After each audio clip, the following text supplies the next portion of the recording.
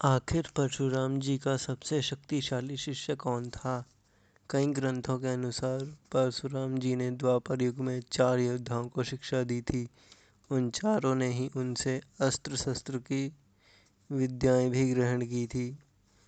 कौन थे वो 4 योद्धा और उन चारों में से कौन अधिक शक्तिशाली था? ये जानने के लिए वीडियो को पूरा जरूर देखें। नमस्कार मित्रों, स्वागत है आपका मेरे यूट्यूब चैनल डिवाइन ज्ञान में। नंबर 4, रुक्मी। रुक्मी विदर्भ नरेश भीष्मक का पुत्र था। उसकी बहन देवी रुक्मणी का विवाह श्री कृष्ण के साथ हुआ था।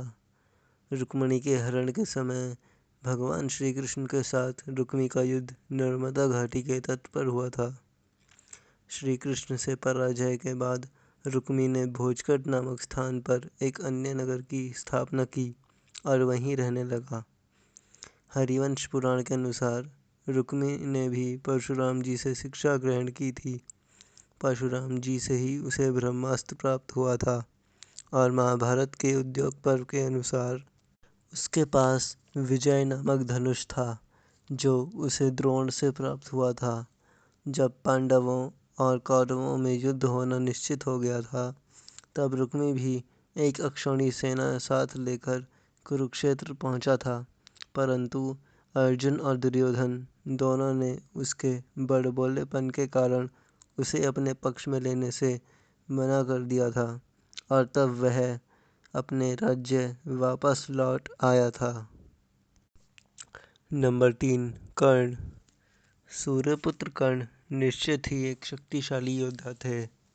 अमृतमय कुंडल और कवच के साथ उनका जन्म हुआ था, जिसे कुंती ने भगवान सूर्य से वरदान स्वरूप प्राप्त किया था।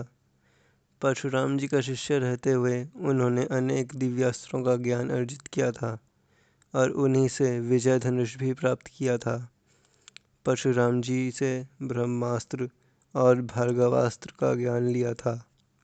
देवराज इंद्र से अमोघ वास्तवी शक्ति प्राप्त हुई थी।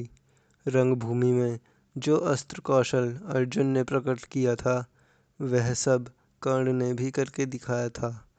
उन्होंने कुरुक्षेत्र के पूर्व भी अनेक युद्ध लड़े थे। कलिंग देश के राजकुमारी के स्वयंवर में कर्ण ने रुक्मी, जरासंध, नील, वक्र, शिशुपाल जैसे कई योद्धाओं को अकेले पराजित कर दिया था। इस प्रकार कर्ण के भुजाबल से रक्षित दुर्योधन कन्या ग्रहण करके वापस हस्तिनापुर लौट आया था। इस घटना के बाद जरासंध ने कर्ण को युद्ध के लिए ललकारा था। हर प्रकार का युद्ध करने के बाद अंत में उन दोनों में मल्लयुद्ध हुआ था, जिसमें कर्ण ने जरासंध को पराजित कर उसे जीवन दान दिया था। महाभारत के कई संस्करणों के अनुसार उन्होंने एक ही रथ पर सवार होकर दिग्विजय भी की थी, जिनमें भगदत्त, जरासंध, रुक्मी आदि और भी कई योद्धाओं को पराजित किया था। कुरुक्षेत्र युद्ध में उन्होंने अति शक्तिशाली घटोत्कच को वाष्वी शक्ति चलाकर मार गिराया था। अर्जुन को छोड़कर उन्होंने बाकी सभी पांडवों को पराजित किया था। उनका अर्जुन के साथ हुआ अंतिम युद्ध सबसे प्रलयंकारी माना जाता है। श्राप मिलने के बावजूद भी वे अर्जुन पर ब्रह्मास्त्र चलाने में सफल हो गए थे और उन्होंने लगभग 2 अक्षौणी सेना नष्ट कर दी थी। सूर्यपुत्र कर्ण निश्चित ही द्वापर युग के शीर्ष योद्धाओं में से एक थे। नंबर 2, गुरु द्रोणाचार्य। परशुराम जी ने गुरु द्रोण का प्रयोग रहस्य तथा संहार विधि सहित संपूर्ण अस्त्रों शस्त्रों का ज्ञान प्रदान किया था तथा संपूर्ण धनुर्विद्या का उपदेश भी दिया था। वह सब ग्रहण करके द्रोण अस्त्र विद्या के पूरे पंडित हो गए थे। परशुराम जी से उन्हें ब्रह्मास्त्र प्राप्त हुआ था। अग्निवेश मुनि ने उन्हें अग्न्यास्त्र की शिक्षा दी थी। महर्षि अगस्त्य से उन्हें ब्रह्मशीर अस्त्र का ज्ञान मिला था। भगवान विष्णु ने उन्हें वरदान स्वरूप नारायणास्त्र दिया था। इनके अतिरिक्त गुरु द्रोण के पास इंद्रास्त्र, त्रोत्रास्त्र, आग्नेयास्त्र तथा वरुणास्त्र जैसे और भी बहुत से दिव्यास्त्र थे। उनको कई प्रकार की जटिल युद्ध रचनाओं का भी ज्ञान था। जैसे शक्तिव्यूह, अर्धचंद्रव्यूह, चक्रव्यूह आदि।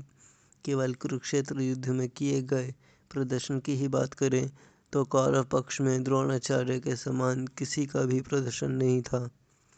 उन्हें युद्ध के 11वें दिन कौरव सेना का सेनापति बनाया गया था।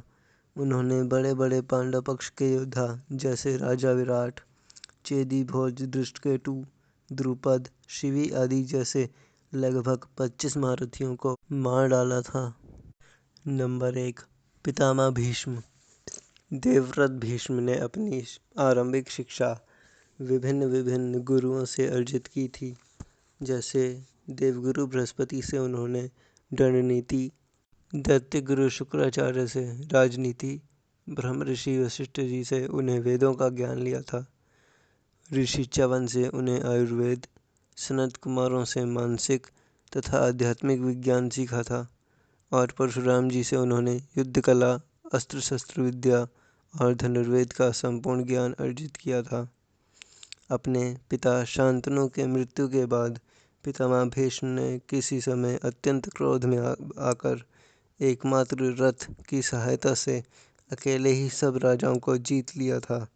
क्रोध में भरे भीष्म ने उस समय बहुत से राजाओं को मार डाला था।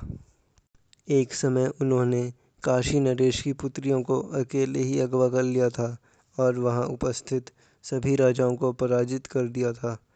परशुराम जी के साथ उनका भीषण युद्ध हुआ था जो 23 दिन तक चला था।